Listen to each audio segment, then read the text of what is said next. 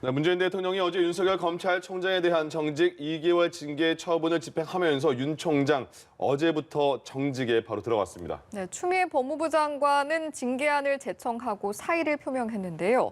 윤 총장 측은 오늘 징계 불복 소송에 나서겠다고 밝혔습니다. 관련 내용 김성수 변호사, 최영일 평론가와 함께 짚어보도록 하겠습니다. 두 분 어서 오십시오. 안녕하세요. 예, 법무부 징계위원회가 검찰총장이 윤석열 총장에 대해서 정직 2개월 처분을 내렸고 추미애 장관이 제청을 했고 네. 문재인 대통령이 이제 집행을 한 거잖아요. 네. 재가라는 표현도 나오고 집행이라는 표현도 나오는데 법에는 집행이란 용어를 쓰고 있는 상황이잖아요. 그러니까 네. 대통령 입장에서는 그냥 법적 절차에 따라서 뭐 도장 찍었다 이렇게 보면 되는 겁니다. 예, 서명했다 이렇게 예. 보면 되고 애초에 이 법적으로는 해석은 좀 갈려요. 네. 대통령이 재량권을 행사할 수 있는 것이냐. 예. 예를 들면 징계 수위가 높다, 낮다, 뭐 이 대통령의 입장이 있을 때 네. 서명을 하지 않거나 거부하는 거죠. 혹은 이제 그것을 조정하도록 뭐 다시 지시하거나 예. 이 개입의 여지가 있는 것이냐 하는 것은 해석 여지가 있지만 어쨌든 이번 경우에 있어서는 청와대는 애초부터 징계위에서 결정하면 대통령은 집행만 한다. 사실 법적으로는요. 용어가 없습니다. 네. 법무부 장관이 제청하여 대통령이 한다. 그러니까 이제 시행된다라고 보면 되는 거죠. 예. 그러니까 제가라는 표현, 대통령의 승인을 거쳐서 집행이 된다. 그래서 어제 저녁 6시 반에 대통령은 서명을 한 겁니다. 제가를 했고 7시 반에 청와대 브리핑으로 나왔기 때문에 예. 그 시점부터 정직은 시작이 됐다. 예. 물론 여기서 한 가지 우리가 조금 데자뷰 같은 모습이 네. 이 추미애 장관이 한 조치는 2개였어요. 직무 배제가 있고 징계 청구가 있어요. 예. 근데 직무 배제는 장관의 명령으로 바로 집행됐지만 행정법원이 돌이킬 수 없는 피해가 예견되므로 복직을 허용했고요. 무력화됐습니다. 예. 소송이 남아 있고 이번에도 똑같이 오늘 윤 총장 측에서는 아마 이게 집행정지 신청도 낼 거고 본안 소송도 내게 될 텐데 예. 어쨌든 현재 정직 상태가 맞습니다. 그러면 이제 당장 검찰총장의 자리가 없으니까 그 조남관 차장 검사가 직무 대행을 하겠죠. 그리고 지금 현재 이 결정에 대해서 검사 내부의 반응들은 어떻게 좀 파악된 게 있을까요?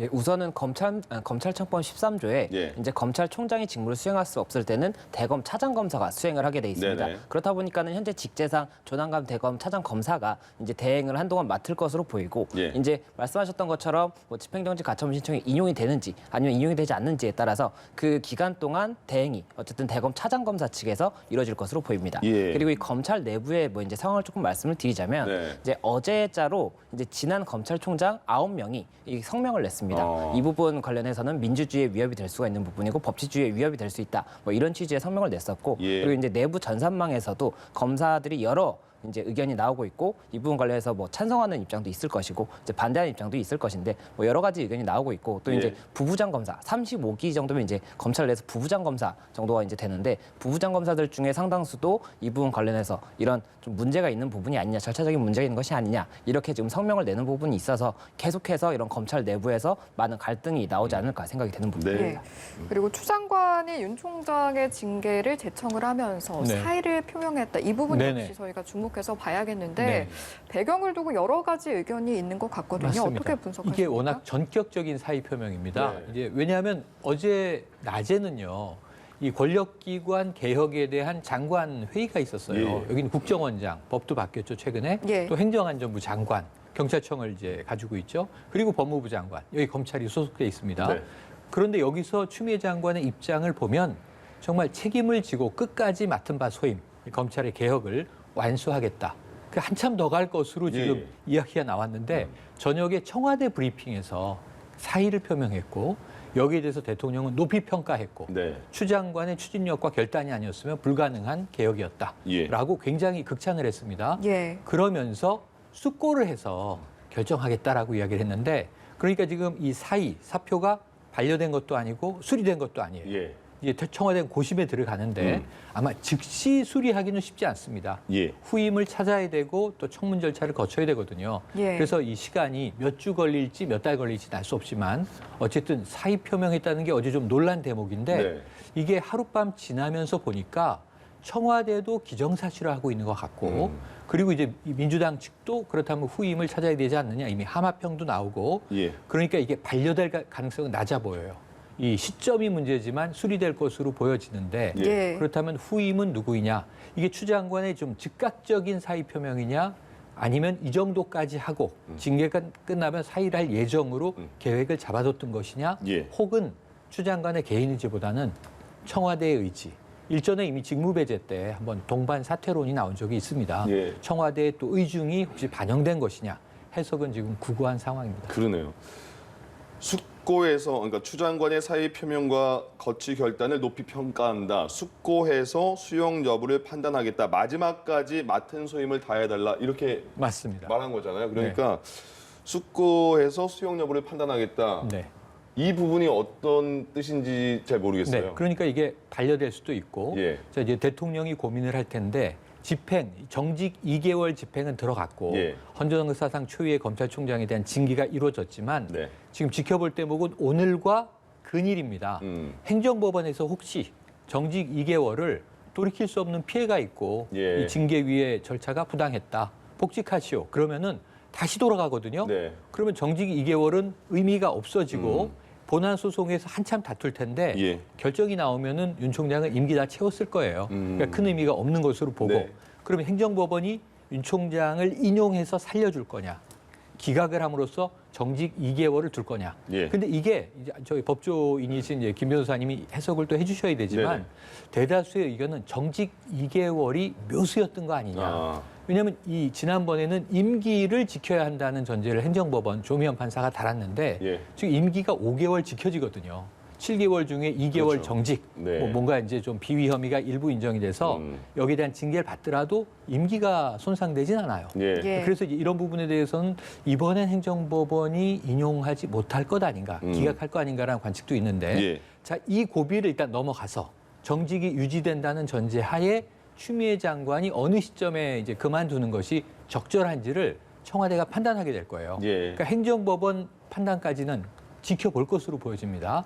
그리고 나서 연말까지일지 아니면 내년 1월 검찰의 인사권을 행사하는 것까지일지 네. 아마 연말 연초 시점으로 제가 보기에는 반려 가능성은 일단 낮고 예. 시점을 조절해서 수리할 가능성이 높아졌다 이렇게 봅니다. 최영일 평론가께서도 이제 정직 2개월의 의미 뜻을 여러 가지로 분석해 주셨는데 법조인으로서는 정직 2개월 여러 가지 뭐 분석 기사도 많이 나왔거든요. 어떻게 보세요? 예, 이 당초에는 이제 24일에 직무 배제를 하면서 예. 굉장히 중대한 징계 사유가 있다라고 이야기를 했기 때문에 네네. 해임 또는 면직을 검토하고 있다라는 이야기가 나왔습니다. 그런데 그게 이제 가처분이 인용이 되면서 가처분 인용 결정문에 그런 내용들이 나오거든요. 이게 회복할 수 없는 손해가 있고 이 검찰총장의 임기제를 둔 것에 대해서 뭐 중립성이나 이런 부분들을 언급을 하고 있기 때문에 예. 해임이나 면직으로 갔을 경우에는 이번의 경우에도 이 징계위원회를 거쳤다고 하더라도 아무래도 조금 부담이 되는 부분이 있었을 것으로 보이고 이 징계위원 입장에서 네. 그렇지만 이제 정직 2개월 같은 경우에는 임기가 끝나지 않거든요. 예. 그렇다 보면은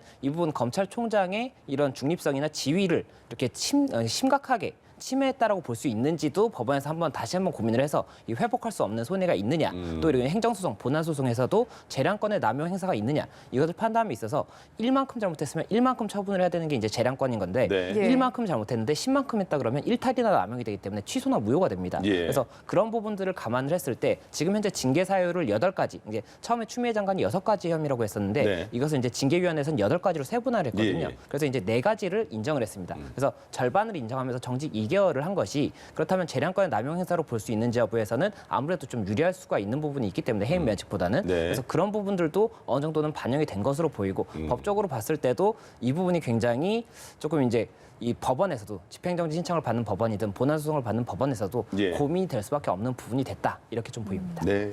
말씀해주신 것처럼 이 같은 징계 윤 총장 측 역시 불복한다는 입장을 명확히 했고 당장 오늘 징계 불복 소송에 나설 것으로 보이죠. 예, 현재 지금 알려진 바에 따르면 윤석열 총장 측에서는 이게 일과 시간 중 그러니까 6시까지 이걸 준비하기는 조금 어렵겠지만 일과 시간이 지나서라도 이제 전자소송 같은 경우에는 6시가 지나도 전자소송을 접수를 할 수가 있습니다. 아. 그럼 오늘 이제 들어간 것으로 되는데 예. 오늘 중으로 본안 소송 그리고 집행정지 가처분 신청 이번 처분에 대해서 이제 불복 소송을 진행을 할 것이다라고 이야기를 했었고 그렇게 되면은 앞서 이제 말씀드렸던 것처럼 이 행정 소송에서는 이 절차적 하자라든지 실체적 하자 그리고 재량권 남용 이런 부분들이 다퉈질 것이고 예. 이보다 지금 현재 당장 이제 정지 2개월을 무효화할 수 있느냐 무효는 아니겠죠. 어쨌든 정지를 할 수 있느냐 이 부분 관련해서 직무집행정지 그러니까 처분 집행정지 신청에 대해서 인용이 될 것인지 이것이 굉장히 중요한 부분이 될 것인데 결국에는 이게 앞서의 그 집행정지 신청처럼 결국에는 동일한 쟁점이 될 것이기 때문에 다만 사실관계가 바뀌었기 때문에 예. 이 경우에 사실관계가 바뀐 것을 재판부가 어떻게 볼지 또 이게 재판장마다 성향이 다를 수가 있기 때문에 동일한 재판장이 이 부분을 판단할지 다른 재판장이 판단했을 때는 어떨지 이런 부분들도 여러 가지 변수가 있는 상황이 아닌가 싶습니다. 예.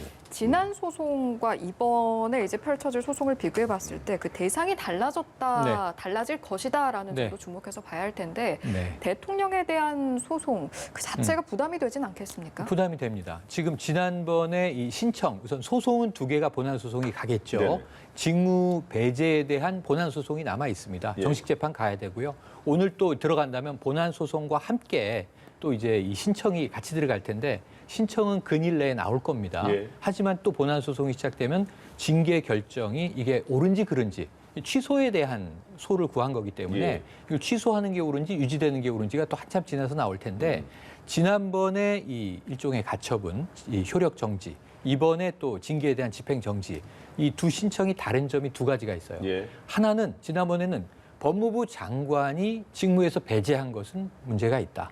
근데 그 이야기를 조미연 판사가 적시했어요. 네. 이것은 독립성, 중립성의 문제 때문에 이렇게 직무 배제하면 안 된다. 돌이킬 수 없는 피해가 있다. 근데 통상은 돌이킬 수 없는 피해는 개인의 것을 보는 것인데 예. 국가 시스템의 피해까지도 언급을 했고 그리고 또 이 법무부 장관에게 맹종해서는 안 된다라는 표현도 등장을 해요. 그래서 그걸 엄중하게 봤는데 예. 이번에는 징계위원회라는 절차를 거쳐서 대통령이 제가한 것이기 때문에 법무부 장관의 징계가 틀렸다가 아니라 그 대통령의 이번 징계가 문제가 있다라는 것을 사법부가 또 이제 언급하는 게 될 수 있습니다. 이거 좀 민감하고요.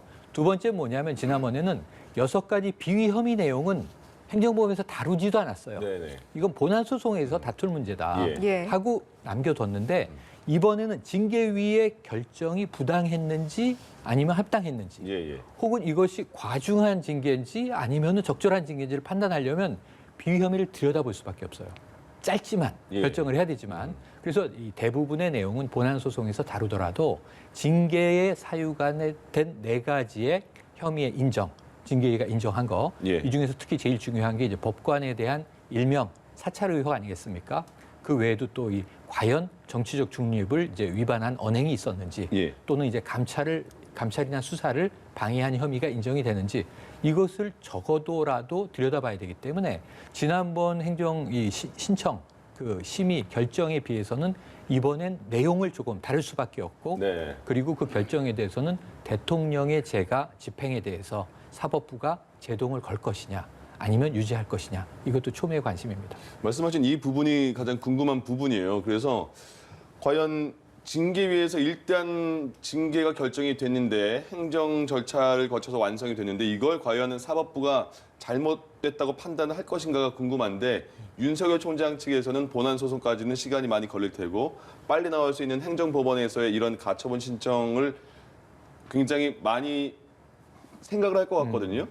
윤석열 총장 측의 대응은 어떨까요, 이제?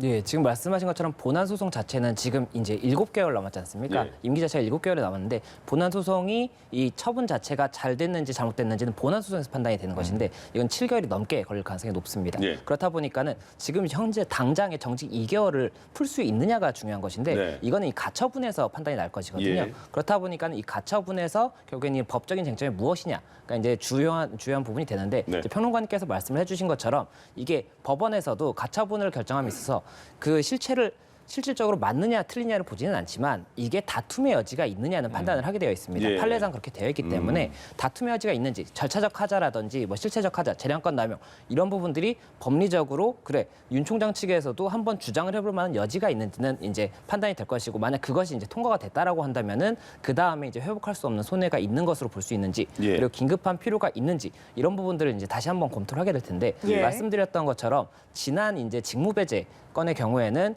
이제 인용이 인용이 되지 않습니까? 인용이 되면서 그때 당시에는 회복할 수 없는 손해와 긴급한 필요가 있다라고 했었고 네. 이 부분이 다만 이게 지금 확정이 안 된 것이 지금 이 부분에 대해서 법무부가 항고를 했습니다. 즉시 항고를 했기 때문에 예. 아직까지 확정이 안 되고 다시 한번 법의 판단을 그 부분도 그러네요. 받을 것이고 예.